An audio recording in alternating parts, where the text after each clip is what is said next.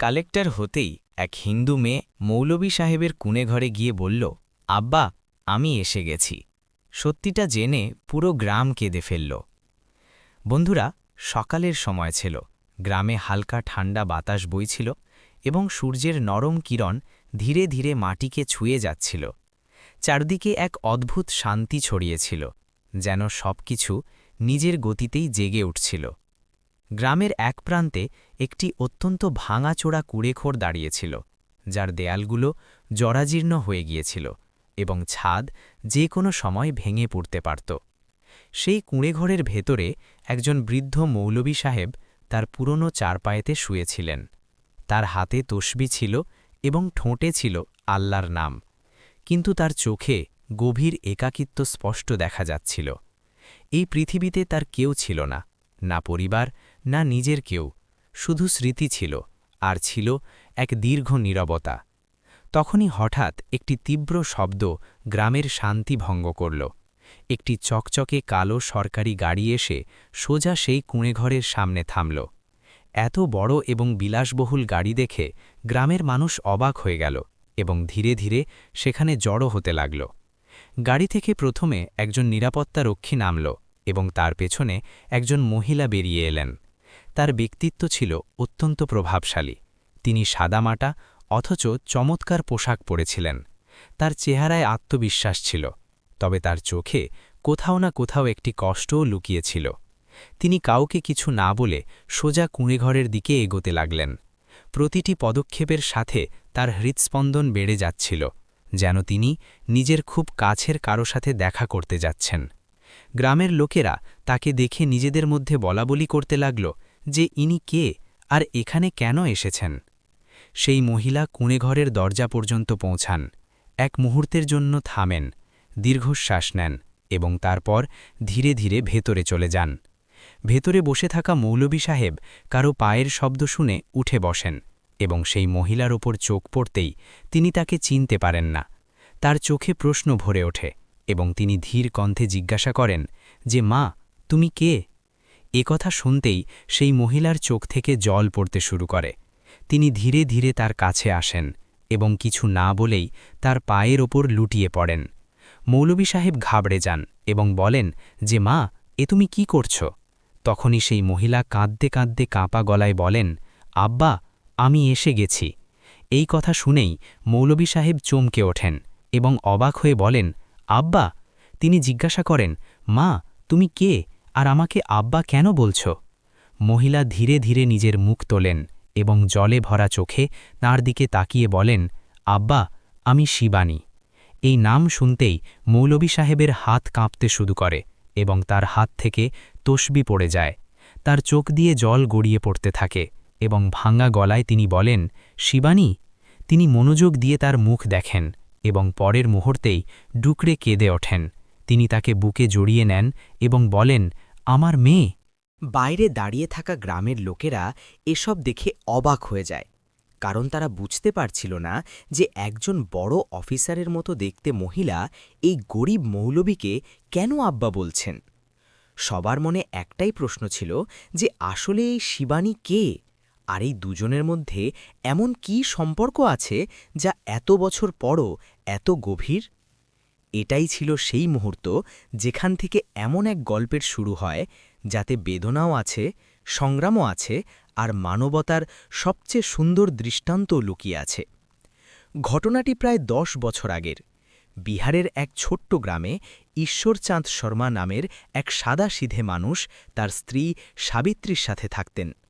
তাদের বাড়ি ছোট হলেও সেখানে ভালোবাসা আর সুখের কোনো কমতি ছিল না।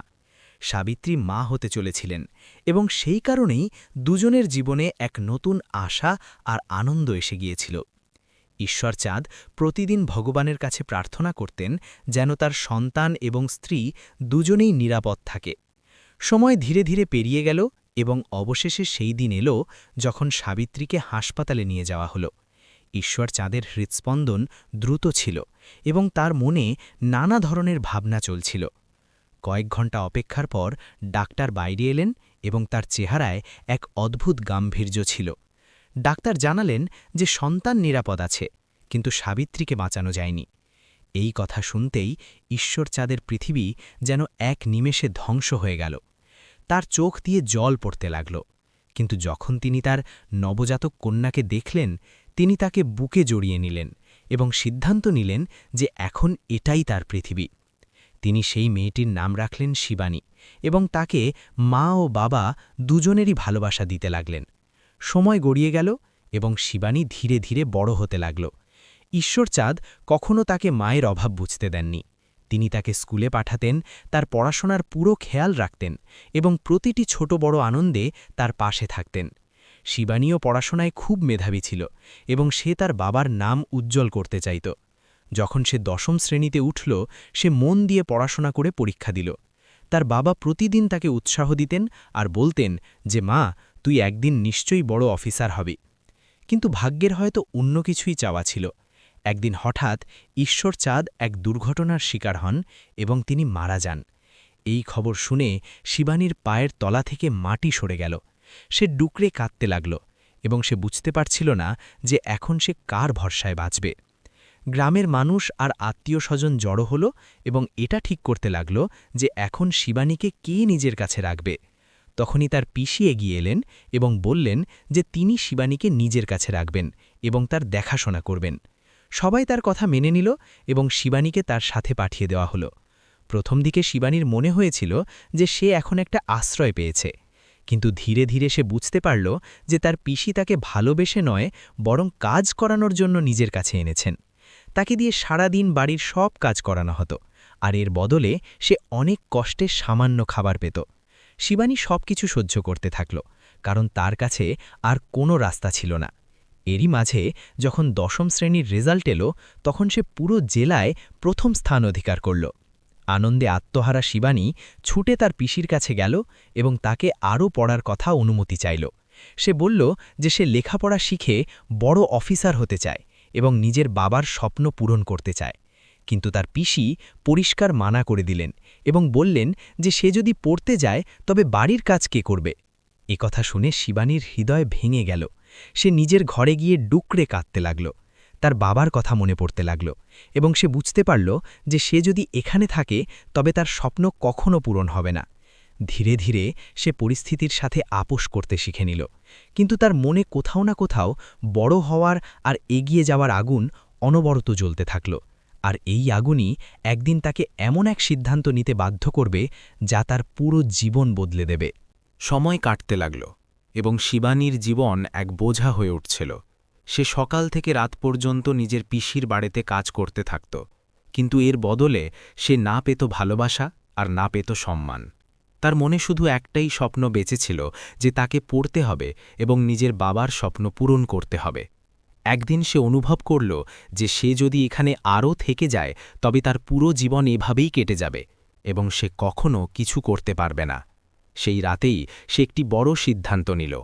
পরের দিন যখন তার পিসি এবং বাড়ির অন্য লোকেরা একটা বিয়েতে যাওয়ার জন্য বাড়ি থেকে বেরোল, তখন শিবানী সুযোগ বুঝে তাড়াতাড়ি নিজের সামান্য কিছু জিনিসপত্র একটি পুরনো ব্যাগে ভরল এবং কাউকে কিছু না জানিয়ে বাড়ি থেকে বেরিয়ে পড়ল। তার মনে ভয়ও ছিল, আবার সাহসও ছিল। সে হাঁটতে হাঁটতে রেলওয়ে স্টেশনে পৌঁছাল এবং কিছু না ভেবেই একটি ট্রেনে উঠে পড়ল, কারণ তাকে শুধু সেখান থেকে দূরে যেতে হতো। রাতের বেলা ছিল এবং ট্রেনে বেশি ভিড় ছিল না। শিবানী এক কোণে বসে পড়ল এবং জানালা দিয়ে বাইরের অন্ধকারের দিকে তাকিয়ে রইল। কিন্তু তখনই সে বুঝতে পারল যে সামনে বসা একটি ছেলে তার দিকে এক নাগাড়ে তাকিয়ে আছে। সে ঘাবড়ে গেল, কিন্তু সে নিজেকে সামলানোর চেষ্টা করল। কিছুক্ষণ পর সেই ছেলেটি ফোন বের করল এবং কারো সাথে কথা বলতে লাগল, আর বারবার শিবানীর দিকে ইশারা করছিল। এটা দেখে শিবানীর ভয় আরও বেড়ে গেল। যেমনই পরের স্টেশন এলো, সেই কামরায় আরও ৩টে ছেলে উঠল এবং সোজা সেই ছেলেটির কাছে গিয়ে দাঁড়াল। এখন ৪ জনেরই নজর ছিল শিবানীর দিকে। শিবানী বুঝতে পারল যে খারাপ কিছু হতে চলেছে। ট্রেনটি থামতেই সে সাথে সাথে নিজের ব্যাগ তুলে নিল এবং একটুও দেরি না করে নিচে নেমে গেল, কিন্তু সেই ছেলেরাও তার পেছনে পেছনে নেমে পড়ল। শিবানী জোরে দৌড়াতে লাগল এবং সেই ছেলেরাও তার পিছু নিতে লাগল। রাতের অন্ধকার ছিল এবং চারদিকে নিস্তব্ধতা বিরাজ করছিল। সে কখনো এদিকে লুকোত তো কখনো ওদিকে দৌড়াত, কিন্তু ভয়ে তার বুক ধড়ফড় করছিল। দৌড়াতে দৌড়াতে সে একটি নির্জন রাস্তায় পৌঁছে গেল, যেখানে সামনে একটি মসজিদ দেখা যাচ্ছিল। সকাল হতে এখনও সময় ছিল এবং আকাশ হালকা হালকা নীল হতে শুরু করেছিল। তখনই সে দেখল যে একজন বয়স্ক মানুষ মসজিদের ভেতরে যাচ্ছেন। সে তার পুরো শক্তি দিয়ে তার দিকে দৌড়াল এবং কাঁদতে কাঁদতে ডাক দিল, বাবা, আমাকে বাঁচান। তার আওয়াজ শুনে সেই বয়স্ক মানুষটি থেমে গেলেন এবং পেছনে ঘুরে তাকালেন। তিনি ছিলেন মৌলভী সাহেব। তিনি সাথে সাথে পরিস্থিতি বুঝতে পারলেন এবং শিবানীকে নিজের কাছে ডেকে মসজিদের ভেতরে নিয়ে গেলেন। তখনই সেই ছেলেরাও সেখানে এসে পৌঁছাল, কিন্তু মৌলভী সাহেব বাইরে এলেন এবং কড়া গলায় তাদের বকা দিয়ে তাড়িয়ে দিলেন। ছেলেরা ভয় পেয়ে সেখান থেকে পালিয়ে গেল। ভেতরে এসে শিবানী ডুকরিয়ে কাঁদতে লাগল। মৌলভী সাহেব তাকে বসালেন এবং স্নেহের সাথে জিজ্ঞাসা করলেন, মা, তুমি কে এবং এখানে এই অবস্থায় কিভাবে পৌঁছালে? শিবানী কাঁদতে কাঁদতে তাকে নিজের পুরো গল্প শুনিয়ে দিল। সে জানালো যে তার বাবা মা আর এই পৃথিবীতে নেই এবং সে পড়াশোনা করতে চায়, কিন্তু সে সুযোগ পাচ্ছিল না, তাই সে বাড়ি থেকে পালিয়ে এসেছে। তার কথা শুনে মৌলভী সাহেবের চোখেও জল এসে গেল। তিনি তাকে সান্ত্বনা দিলেন এবং বললেন, মা, এখন তুই আর একা নোস। আমি যতদিন বেঁচে আছি তোর কোনো কষ্ট হতে দেব না। তিনি তাকে নিজের বাড়ি যাওয়ার কথা বললেন এবং ভরসা দিলেন যে তিনি তার পড়াশোনায় তাকে সাহায্য করবেন। সেই মুহূর্তে শিবানীর মনে হল যেন সে আবার একটা আশ্রয় পেয়ে গেছে, আর হয়তো এটাই সেই মোড় ছিল যেখান থেকে তার জীবন একটি নতুন দিক পেতে চলেছিল। মৌলভী সাহেব শিবানীকে নিজের সাথে সেই ছোট্ট কুঁড়েঘরে নিয়ে এলেন, যা বাইরে থেকে যতটা ভাঙাচোরা দেখাচ্ছিল, ভেতর থেকে ততটাই সাদামাটা এবং শান্তিতে ভরা ছিল। তিনি প্রথমেই তার জন্য জল আনলেন এবং তাকে বসিয়ে বোঝালেন যে এখন তার আর ভয় পাওয়ার কোনো দরকার নেই, কারণ সে এখানে নিরাপদ। শিবানী তখনও ভয় পাচ্ছিল, কিন্তু মৌলভী সাহেবের গলায় এমন এক আপনত্ব ছিল যা ধীরে ধীরে তার মনকে শান্ত করে দিল। সেই রাতে সে প্রথমবারের মতো কোনো অজানা মানুষের ঘরে নিজের জন্য এক সত্যিকারের নিরাপত্তা অনুভব করল। মৌলভী সাহেব নিজের ভাগের রুটি তাকে দিয়ে দিলেন এবং নিজে শুধু জল খেয়ে শুয়ে পড়লেন, কিন্তু তিনি একবারও বুঝতে দিলেন না যে তিনি খাবার খাননি। পরের দিন সকালে যখন শিবানীর ঘুম ভাঙল, সে দেখল যে মৌলভী সাহেব নামাজ পড়ছেন এবং তার মুখে এক অদ্ভুত শান্তি ছিল। নামাজ শেষ করার পর তিনি হাসি মুখে শিবানীকে জিজ্ঞাসা করলেন, মা, এখন আগে কি করতে চাও? শিবানী ধীরে ধীরে বলল যে সে পড়তে চায় এবং তার বাবার স্বপ্ন পূরণ করতে চায়। এ কথা শুনে মৌলভী সাহেবের মুখে গর্বের এক চিলতে হাসি ফুটে উঠল এবং তিনি তক্ষুনি সিদ্ধান্ত নিলেন যে তিনি শিবানীর পড়াশোনায় সব রকম সাহায্য করবেন। সেই দিনই তিনি তাকে গ্রামের একটি স্কুলে নিয়ে গেলেন এবং সেখানে তার ভর্তির কথা বললেন। শুরুতে স্কুল কর্তৃপক্ষ কিছুটা ইতস্তত করছিল, কারণ শিবানীর কাছে কোনো কাগজপত্র ছিল না, কিন্তু মৌলভী সাহেব নিজের ওপর দায়িত্ব নিয়ে তাদের বোঝালেন এবং অবশেষে শিবানীর ভর্তি হয়ে গেল। এটা ছিল তার জীবনের এক নতুন অধ্যায়। এখন সে দিনে স্কুলে যেত এবং বাকি সময় মৌলভী সাহেবের সাথে ঘরের ছোটখাটো কাজে হাত বাটাত। মৌলভী সাহেব তাকে সবসময় এটাই শেখাতেন যে জীবনে মানবতাই সবচেয়ে বড় জিনিস এবং ধর্ম হল মানুষকে ভালো বানানোর একটি পথ মাত্র। শিবানীও তার প্রতিটি কথা মনে প্রাণে গ্রহণ করতে লাগল। ধীরে ধীরে গ্রামের মানুষও শিবানীকে চিনতে শুরু করল এবং তাকে নিয়ে নানা কথা বলতে লাগল, কিন্তু মৌলভী সাহেব কখনও এসব কথাই কান দেননি।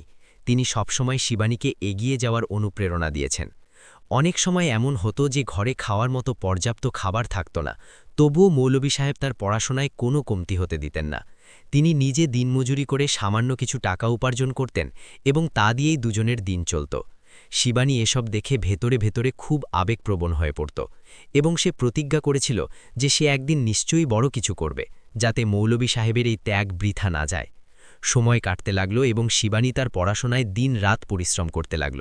সে প্রতিটি ক্লাসে প্রথম হতো এবং ধীরে ধীরে পুরো স্কুলে তার পরিচয় এক মেধাবী ছাত্রী হিসাবে গড়ে উঠল। মৌলভী সাহেব যখনই তাকে পড়তে দেখতেন, তার চোখে আনন্দের জল এসে যেত। তার মনে হতো যেন তিনি তার হারিয়ে যাওয়া সন্তানকে ফিরে পেয়েছেন। তিনি তাকে মেয়ের মতো ভালোবাসতেন এবং প্রতিটি ছোট বড় প্রয়োজনের খেয়াল রাখতেন। এভাবে 2 বছর কেটে গেল এবং এই সময়ের মধ্যে শিবানী তার দ্বাদশ শ্রেণীর পড়াশোনা শেষ করল। যখন তার রেজাল্ট এলো, সে খুব ভালো নম্বর নিয়ে পরীক্ষায় পাশ করল এবং এই খবর পুরো গ্রামে ছড়িয়ে পড়ল। গ্রামের লোকেরা যারা আগে নানা কথা বলতো, এখন তারা তার প্রশংসা করতে লাগল। শিবানী এই সাফল্যের কথা সবার আগে মৌলভী সাহেবকে জানালো এবং তার পায়ে পড়ে কাঁদতে লাগল। সে বলল যে এসব কেবল তার কারণেই সম্ভব হয়েছে। মৌলভী সাহেব তাকে তুলে জড়িয়ে ধরলেন এবং বললেন, মা, এটা তোর পরিশ্রমের ফল। এরপর শিবানী তাকে বলল যে সে উচ্চশিক্ষার জন্য শহরে যেতে চায়, যাতে সে আরও বড় লক্ষ্যে পৌঁছতে পারে। এই কথা শুনে মৌলভী সাহেব কিছুক্ষণের জন্য চুপ হয়ে গেলেন, কারণ তিনি জানতেন যে এখন তার মেয়ে তার কাছ থেকে দূরে চলে যাবে। কিন্তু তিনি নিজের মনকে শক্ত করলেন এবং তাকে যাওয়ার অনুমতি দিলেন। তার কাছে যে সামান্য কিছু টাকা ছিল তা তিনি শিবানীকে দিয়ে দিলেন এবং বললেন যে যদি কখনো প্রয়োজন পড়ে তবে যেন তাকে অবশ্যই জানায়।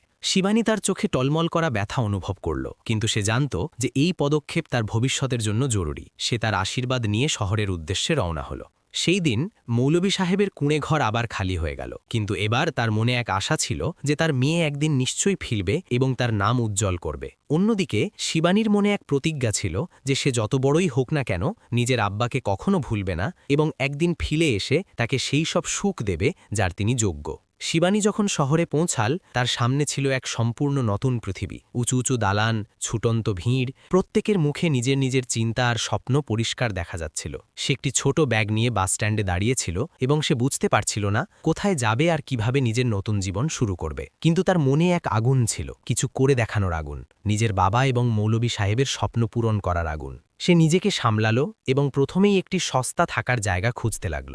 অনেক ঘোরাঘুরির পর সে একটি ছোট ঘরে জায়গা পেল, যেখানে আগে থেকেই আরও 2টি মেয়ে থাকত। ঘরটি খুব ছোট ছিল, কিন্তু তার জন্য সেটাই ছিল এক নতুন শুরু। এখন সবচেয়ে বড় চ্যালেঞ্জ ছিল পড়াশোনার পাশাপাশি নিজের খরচের ব্যবস্থা করা। শিবানী চাইত না যে সে প্রতিটি ছোট বড় প্রয়োজনের জন্য মৌলভী সাহেবের উপর নির্ভর করুক, কারণ সে জানত যে তিনি আগেই তার জন্য অনেক কিছু করেছেন। এই ভেবে সে শহরে কাজ খুঁজতে শুরু করল। অনেক জায়গায় তাকে ফিরিয়ে দেওয়া হলো, কিন্তু অবশেষে সে একটি ছোট হোটেলে কাজ পেল। হোটেলের মালিক ছিলেন একজন বৃদ্ধ মানুষ, যিনি বাইরে থেকে কঠোর মনে হলেও ভেতরে ছিলেন খুব কোমল হৃদয়ের। যখন শিবানী নিজের গল্প বলল, তিনি আবেগপ্রবণ হয়ে পড়লেন এবং তিনি শিবানীকে কাজের পাশাপাশি পড়াশোনা করার পূর্ণ স্বাধীনতা দিলেন। এখন শিবানী দিনে হোটেলে কাজ করত আর রাতে পড়াশোনা করত। অনেক সময় ক্লান্তি এত বেশি হতো যে তার চোখ নিজে নিজেই বন্ধ হয়ে আসত, কিন্তু সে তার স্বপ্নের কথা মনে করে আবার বই তুলে নিত। ধীরে ধীরে তার পরিশ্রম ফল দিতে শুরু করল এবং সে তার গ্র্যাজুয়েশন ভালো নম্বর নিয়ে পাশ করল। এখন তার লক্ষ্য আরও বড় হয়ে গিয়েছিল। সে সিভিল সার্ভিস বা IAS পরীক্ষার প্রস্তুতি নিতে চেয়েছিল, যাতে সে একজন বড় অফিসার হতে পারে। এই স্বপ্ন সহজ ছিল না, কিন্তু শিবানী কখনো হার মানতে শেখেনি। সে হোটেল মালিকের সাথে কথা বলল এবং তাকে জানালো যে সে পরবর্তী প্রস্তুতির জন্য দিল্লি যেতে চায়। হোটেল মালিক এক মুহূর্ত না ভেবে তাকে সাহায্য করার সিদ্ধান্ত নিলেন। তিনি তাকে দিল্লি পাঠানোর পুরো ব্যবস্থা করলেন এবং সেখানে একটি ভালো কোচিং সেন্টারে তার ভর্তির ব্যবস্থা করে দিলেন। দিল্লি পৌঁছে শিবানীর জীবন আরও কঠিন হয়ে উঠল। এখানে প্রত্যেকেই নিজের নিজের স্বপ্নের জন্য লড়াই করছিল এবং প্রতিযোগিতা ছিল আকাশচুম্বী। কিন্তু শিবানী ঠিক করে নিয়েছিল যে সে কারো চেয়ে পিছিয়ে থাকবে না। সে সকাল থেকে রাত পর্যন্ত পড়াশোনা করত এবং প্রতিটি বিষয় গভীরভাবে বোঝার চেষ্টা করত।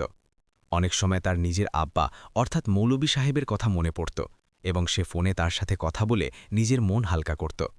মৌলভী সাহেবও তাকে সবসময় সাহস দিতেন এবং বলতেন, মা, তুই একদিন নিশ্চয়ই বড় অফিসার হবি। সময়ের সাথে সাথে তার পরিশ্রম এবং একাগ্রতা তাকে আরও শক্তিশালী করে তুলল। সে কয়েকবার পরীক্ষা দিল, কিন্তু প্রতিবারই কিছু না কিছু খামতি থেকে যেত। অনেক সময় সে ভেঙে পড়তে লাগল, কিন্তু প্রতিবারই নিজের অতীতকে মনে করে নিজেকে সামলে নিত। তার মনে পড়ত কিভাবে সে তার বাবাকে হারিয়েছে, কিভাবে সে পিসির বাড়িতে কষ্ট সহ্য করেছে এবং কিভাবে মৌলভী সাহেব তাকে আশ্রয় দিয়েছেন। এই সব কথাই তাকে আবার উঠে দাঁড়ানোর শক্তি দিত। অবশেষে সেই দিনটিও এলো যখন সে সিভিল সার্ভিস পরীক্ষায় উত্তীর্ণ হল এবং একজন জেলা কালেক্টর হল। এই খবর শোনামাত্র তার চোখ দিয়ে জল বইতে লাগল, কারণ এটা শুধু তার জয় ছিল না, বরং সেই সমস্ত মানুষের জয় ছিল যারা তার ওপর বিশ্বাস রেখেছিল। সে সবার আগে এই সুখবর হোটেল মালিককে দিল, যিনি তাকে মেয়ের মতো আশ্রয় দিয়েছিলেন। আর তারপর সে মৌলভী সাহেবকে ফোন করল। যেমনই সে তাকে জানালো যে সে কালেক্টর হয়েছে, তার খুশির সীমা রইল না। তার চোখ দিয়ে জল পড়তে লাগল এবং তিনি আল্লাহর দরবারে শুকরিয়া আদায় করলেন।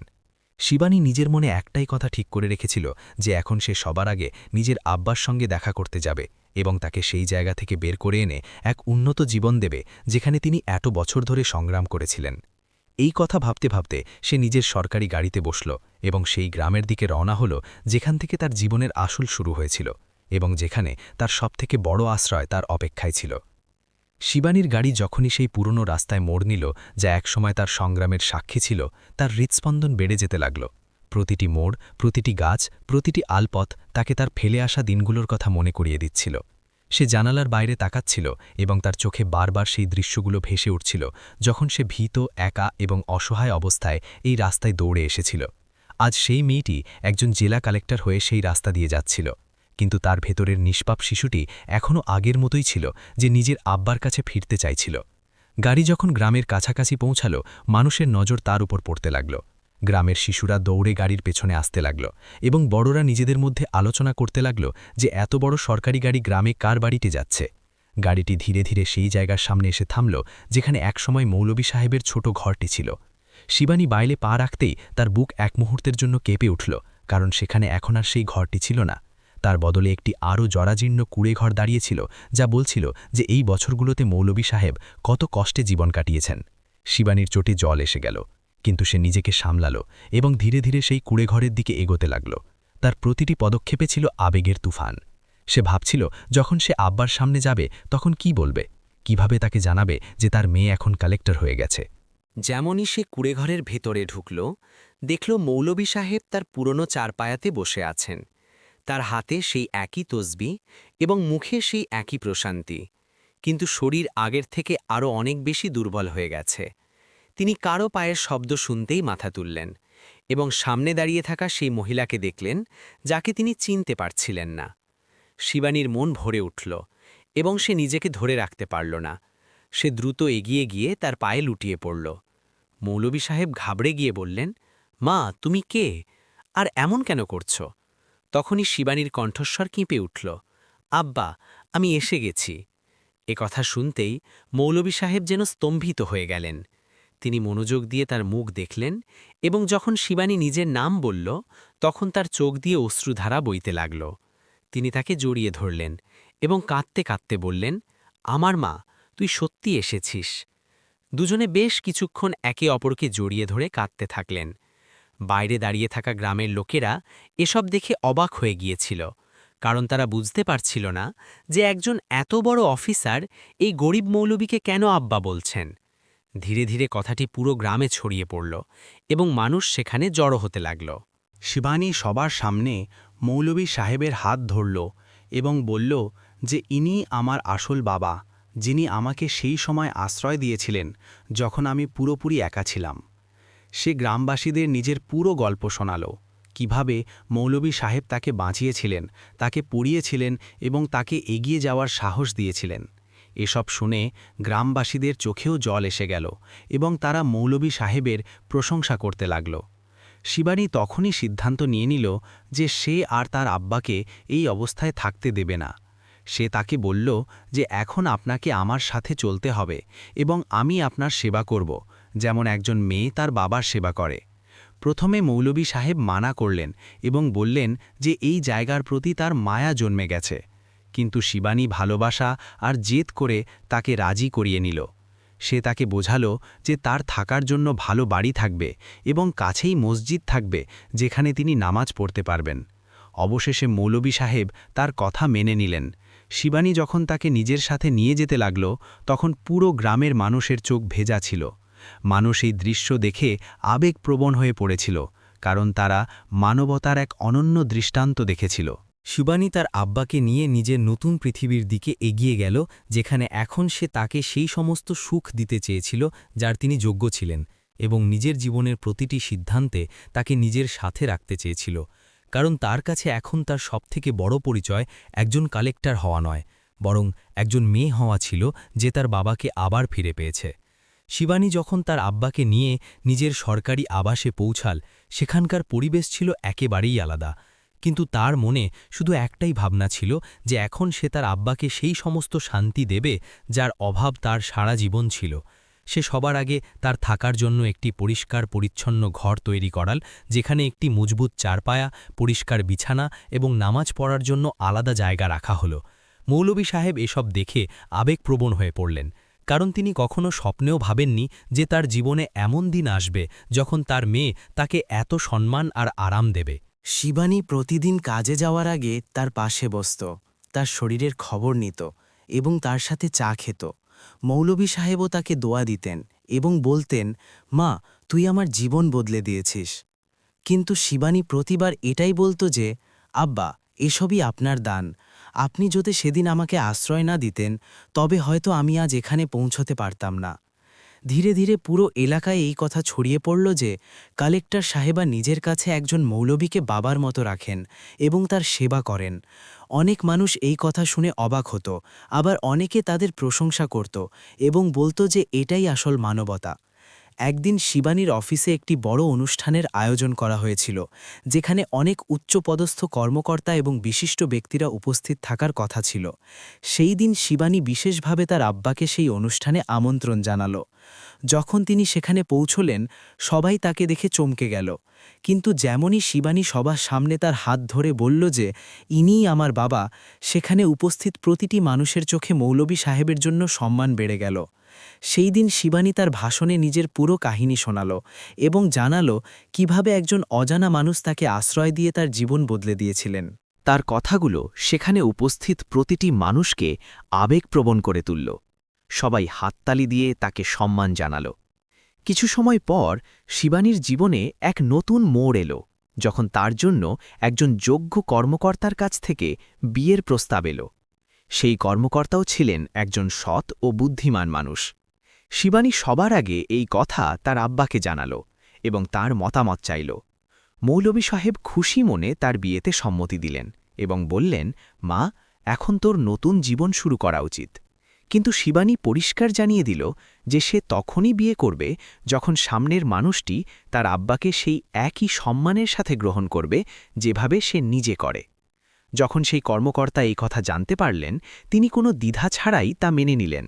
তিনি বললেন, যে মানুষটি আপনার জীবনে এত গুরুত্বপূর্ণ, তিনি আমার কাছেও ততটাই সম্মানীয় হবেন।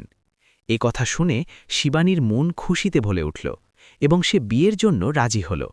বিয়ের দিন এলো এবং পুরো শহরে সেই বিয়ে নিয়ে আলোচনা হতে লাগল, কারণ এটি শুধু দুজন মানুষের মিলন ছিল না, বরং এমন এক গল্পের উদযাপন ছিল যেখানে মানবতা, সংগ্রাম এবং ভালোবাসার জয় হয়েছিল। বিয়ের পরেও শিবানী তার আব্বাকে নিজের সাথেই রাখল এবং তার সম্মানে কখনো কোনো কমতি হতে দেয়নি। তার স্বামীও মৌলভী সাহেবের সেবায় পূর্ণ সহযোগিতা করতেন এবং তাকে নিজের বাবার মতো মানতেন। ধীরে ধীরে সময় কাটতে লাগল এবং শিবানী তার কাজে আরও উচ্চ শিখর স্পর্শ করতে লাগল। কিন্তু সে কখনো নিজের অতীতকে ভুলে যায়নি। সে সবসময় তার আব্বার সাথে সময় কাটাত এবং তার প্রতিটি ছোট বড় প্রয়োজনের খেয়াল রাখত। যখনই কেউ তাকে তার সাফল্যের রহস্য জিজ্ঞাসা করত, সে হেসে বলত যে আমার সাফল্যের আসল কারণ হল আমার আব্বার বিশ্বাস এবং তার দেওয়া সেই আশ্রয়। এটি শুনে সবাই বুঝতে পারত যে জীবনে এগিয়ে যাওয়ার জন্য শুধু পরিশ্রমই নয়, বরং কারো অকৃত্রিম সঙ্গ ও ভরসাও খুব জরুরি। আর এই বিষয়টি শিবানীর গল্পকে বাকি সবার থেকে আলাদা ও বিশেষ করে তোলে। সময় ধীরে ধীরে এগোতে থাকল এবং শিবানীর জীবন এখন এক নতুন দিশায় পুরোপুরি স্থিতিশীল হয়ে গিয়েছিল। কিন্তু তার মনে তার আব্বার জন্য যে সম্মান ও ভালোবাসা ছিল, তা দিন দিন আরও গভীর হতে লাগল। এখন তার সরকারি আবাসে শুধু একজন কালেক্টর বাস করতেন না, বরং সেখানে একজন মেয়ে বাস করত যে প্রতিদিন সকালে তার আব্বার পা ছুঁয়ে দিন শুরু করত এবং প্রতি রাতে তার পাশে বসে দিনভরের কথা শেয়ার করত। মৌলভী সাহেবও এখন আগের চেয়ে অনেক বেশি সুস্থ ও খুশি থাকতে শুরু করেছিলেন, কারণ তিনি সেই আপনত্ব পাচ্ছিলেন যার অভাব তিনি বছরের পর বছর সহ্য করেছিলেন। তার মুখের বলিরেখায় এখন কষ্টের চেয়ে প্রশান্তি বেশি দেখা যেত। ধীরে ধীরে এই কথা দূর দূরান্তে ছড়িয়ে পড়ল যে এক হিন্দু মেয়ে এক মুসলিম মৌলভীকে নিজের বাবা মেনে তার সেবা করেছে এবং তাকে সম্মানের সাথে নিজের বাড়িতে রেখেছে। মানুষ এই গল্প শুনে আবেগপ্রবণ হয়ে যেত এবং একে মানবতার সবথেকে সুন্দর দৃষ্টান্ত বলত। অনেক সময় বিভিন্ন জায়গা থেকে মানুষ শুধু মৌলভী সাহেবের সাথে দেখা করতে আসত এবং তার আশীর্বাদ নিত, কারণ এখন তিনি শুধু একজন মৌলভী ছিলেন না, বরং এক অনুপ্রেরণায় পরিণত হয়েছিলেন। শিবানীও এটি ঠিক করে নিয়েছিল যে সে শুধু নিজের জন্যই নয়, বরং সেই সমস্ত শিশুদের জন্য কিছু করবে যাদের কোনো আশ্রয় নেই। সে তার জেলায় একটি পরিকল্পনা শুরু করল, যার অধীনে অনাথ ও অভাবী শিশুদের পড়াশোনা ও থাকার সমস্ত খরচ প্রশাসনের পক্ষ থেকে বহন করা হতে লাগল। এই পরিকল্পনার নাম সে তার আব্বার নামে রাখল, যাতে তাদের জীবনের গল্প সবসময় মানুষকে অনুপ্রাণিত করে। যখন এই পরিকল্পনার উদ্বোধন হল, শিবানী সবার আগে তার আব্বাকে মঞ্চে ডাকল এবং তার হাত দিয়েই সেই পরিকল্পনার সূচনা করাল। সেই দিন মৌলভী সাহেবের চোখে জল ছিল, কিন্তু এই জল দুঃখের ছিল না, বরং গর্ব ও আনন্দের ছিল। তিনি সবার সামনে বললেন, মেয়ে হওয়া কি তা আজ আমি বুঝতে পেরেছি, এবং তিনি শিবানীকে দোয়া দিলেন যেন সে সব সময় এভাবেই মানুষের সাহায্য করতে থাকে। শিবানীর স্বামীও এই পুরো সফরে তার সাথে শক্তভাবে দাঁড়িয়েছিলেন এবং প্রতিটি পদক্ষেপে তাকে সঙ্গ দিয়েছিলেন। সময়ের সাথে সাথে শিবানীর নাম একজন সৎ ও সংবেদনশীল কর্মকর্তা হিসেবে পুরো রাজ্যে ছড়িয়ে পড়ল। মানুষ তাকে শুধু একজন কালেক্টর হিসেবে নয়, বরং এমন একজন মানুষ হিসেবে দেখতে লাগল যে নিজের পদের ব্যবহার অন্যদের জীবন উন্নত করার জন্য করে। কিন্তু এসবের মাঝে শিবানী কখনও তার আব্বাকে একা অনুভব করতে দেয়নি। সে প্রতিটি উৎসব, তা দীপাবলি হোক বা ঈদ, দুই পূর্ণ ভালোবাসা ও সম্মানের সাথে পালন করত এবং এটি দেখাত যে আসল সুখ কোনো ধর্মে নয়, বরং একে অপরের সাথে থাকাতে। ধীরে ধীরে বয়সের ভারে মৌলভী সাহেব দুর্বল হতে লাগলেন। কিন্তু শিবানী তার সেবায় কোনো ত্রুটি হতে দেয়নি। সে তার জন্য ডাক্তার ডাকত, তার ওষুধের খেয়াল রাখত এবং সব সময় তার পাশে থাকার চেষ্টা করত। একদিন যখন মৌলভী সাহেব খুব বেশি অসুস্থ হয়ে পড়লেন, শিবানী তার পাশে বসে রইল এবং তার হাত ধরে রাখল। মৌলভী সাহেব ধীরে ধীরে তার দিকে তাকালেন এবং হাসি মুখে বললেন, মা, এখন আমার আর কোনো চিন্তা নেই, কারণ তুই আমার জীবনকে পূর্ণ করে দিয়েছিস। তিনি বললেন যে যদি প্রতিটি মানুষ তোর মতো ভাবতে শুরু করে, তবে এই পৃথিবীতে কখনো ঘৃণা থাকবে না। এ কথা শুনে শিবানীর চোখ দিয়ে জল বইতে লাগল এবং সে তার হাত শক্ত করে ধরে নিল। কিছু সময় পর মৌলভী সাহেব এই দুনিয়াকে বিদায় জানালেন, কিন্তু যাওয়ার আগে তিনি শিবানীকে এমন এক শিক্ষা দিয়ে গেলেন যা তার পুরো জীবনের জন্য সবথেকে বড় আশ্রয় হয়ে উঠল। পুরো জেলায় তার চলে যাওয়ার খবর ছড়িয়ে পড়ল এবং প্রত্যেকে তাকে শ্রদ্ধা জানাতে এলো। শিবানী পূর্ণ সম্মানের সাথে তার শেষকৃত্য সম্পন্ন করল এবং সেই দিন সে এই প্রতিজ্ঞা করল যে সে তার শিক্ষাকে সব সময় বাঁচিয়ে রাখবে। এরপর শিবানী তার জীবনকে পুরোপুরি সমাজসেবার জন্য উৎসর্গ করে দিল। সে আরও অনেক পরিকল্পনা শুরু করল এবং প্রতিটি সেই ব্যক্তিকে সাহায্য করার চেষ্টা করল যার আশ্রয়ের প্রয়োজন ছিল। তার গল্প ধীরে ধীরে মানুষের হৃদয়ে গেঁথে গেল এবং সে এক দৃষ্টান্ত হয়ে উঠল যে প্রকৃত মানবতা কী। আজও যখন কেউ সেই গ্রাম দিয়ে যায়, তখন মানুষ সেই গল্প মনে করে যেখানে একজন অজানা মৌলবী এক অনাথ মেয়েকে আশ্রয় দিয়েছিলেন এবং সেই মেয়েই পরবর্তীতে তার সবথেকে বড় শক্তিতে পরিণত হয়েছিল। এই গল্প আমাদের শেখায় যে জীবনে মানবতার চেয়ে বড় কোনো ধর্ম নেই এবং আমরা যদি কারো সাহায্য করি, তবে সেই সাহায্য কখনো না কখনো আমাদের কাছে অবশ্যই ফিরে আসে। এই কারণেই শিবানী ও মৌলভী সাহেবের এই গল্প আজও মানুষের হৃদয়ে বেঁচে আছে এবং প্রতিটি মানুষকে ভাবতে বাধ্য করে যে আমরা চাইলে এই পৃথিবীকে এক সুন্দর জায়গা করে তুলতে পারি, যেখানে শুধু ভালোবাসা ও আপনত্ব থাকবে। এই গল্প আমাদের শুধু এক মেয়ের সংগ্রাম ও সাফল্যের কাহিনী শোনায় না, বরং এটি আমাদের জীবনের সেই গভীর সত্যকে সামনে আনে যা আমরা প্রায়ই উপেক্ষা করে যাই। এই গল্প আমাদের শেখায় যে মানুষের আসল পরিচয় তার ধর্ম, জাতি বা পদ নয়, বরং তার চিন্তা, তার হৃদয় এবং তার ব্যবহার। শিবানীর জীবন আমাদের বলে যে পরিস্থিতি যতই কঠিন হোক না কেন, যদি মানুষের ভেতরে সত্যনিষ্ঠা ও কিছু করে দেখানোর জেদ থাকে, তবে সে প্রতিটি বাধা পার করতে পারে। সে ছোটবেলায় মাকে হারালো, তারপর বাবার ছায়াও মাথা থেকে সরে গেল এবং যখন সে নিজের আত্মীয়দের কাছ থেকে আশ্রয়ের আশা করেছিল, তখন সে সেখানেও শুধু দুঃখ ও বাধ্যবাধকতা পেল। কিন্তু সে হার মানেনি, বরং নিজের কষ্টকে নিজের শক্তিতে পরিণত করেছে। এটি আমাদের শেখায় যে জীবনে প্রতিকূলতা আমাদের ভাঙতে নয়, বরং আমাদের শক্তিশালী করতে আসে। আমাদের প্রতিটি পরিস্থিতিতে নিজের ওপর বিশ্বাস বজায় রাখা উচিত, কারণ যখন আমরা নিজের ওপর ভরসা করি, তখন পৃথিবীর কোনো শক্তি আমাদের এগিয়ে যাওয়া থেকে আটকাতে পারে না। আর এই বিষয়টি শিবানীর চরিত্রের মাঝে পরিষ্কারভাবে ফুটে ওঠে। এই গল্পের সবথেকে আরও সুন্দর বার্তা হল মানবতা। মৌলভী সাহেব এবং শিবানীর সম্পর্ক এটা প্রমাণ করে যে রক্তের সম্পর্কই সবথেকে বড় সম্পর্ক নয়, বরং হৃদয় দিয়ে তৈরি সম্পর্ক তার থেকেও বেশি মজবুত এবং পবিত্র হয়। একদিকে সমাজে প্রায়ই ধর্মের নামে মানুষের মধ্যে দূরত্ব তৈরি হয়, অন্যদিকে এই গল্প আমাদের দেখায় যে একজন মুসলিম মৌলবী একজন হিন্দু মেয়েকে নিজের মেয়ের মতো গ্রহণ করেছেন এবং তাকে জীবনের নতুন পথ দেখিয়েছেন। এটি আমাদের শেখায় যে মানবতা প্রতিটি ধর্মের ঊর্ধ্বে। আমরা যদি কারো সাহায্য করি, তবে আমাদের দেখা উচিত নয় সে কোন ধর্ম বা জাতির, বরং আমাদের দেখা উচিত সে একজন মানুষ এবং তার আমাদের সাহায্যের প্রয়োজন। আমরা যখন এই চিন্তা নিয়ে বাঁচতে শুরু করব তখন সমাজে ঘৃণার বদলে ভালোবাসা আর আপনত্ব নিজের থেকেই বাড়তে থাকবে। শিবানী নিজের আব্বার প্রতি উৎসর্গ এবং সম্মান আমাদের শেখায় যে সম্পর্ক টিকিয়ে রাখার জন্য সততা এবং সত্যবাদিতা কতটা জরুরি। সে কখনো এটা ভাবেনি যে মৌলভী সাহেব তার আসল বাবা নন, বরং সে তাকে মন থেকে মেনে নিয়েছিল এবং তার জন্য সেটাই করেছিল যা একজন প্রকৃত মেয়ে করে থাকে। বর্তমান সময়ে যেখানে অনেক মানুষ নিজের জন্মদাতা পিতামাতাকেও একা ফেলে দেয়, সেখানে শিবানীর এই আচরণ আমাদের ভাবতে বাধ্য করে যে আসল সম্পর্ক সেটাই যাতে স্বার্থ নয় বরং অকৃত্রিম ভালোবাসা এবং সম্মান থাকে।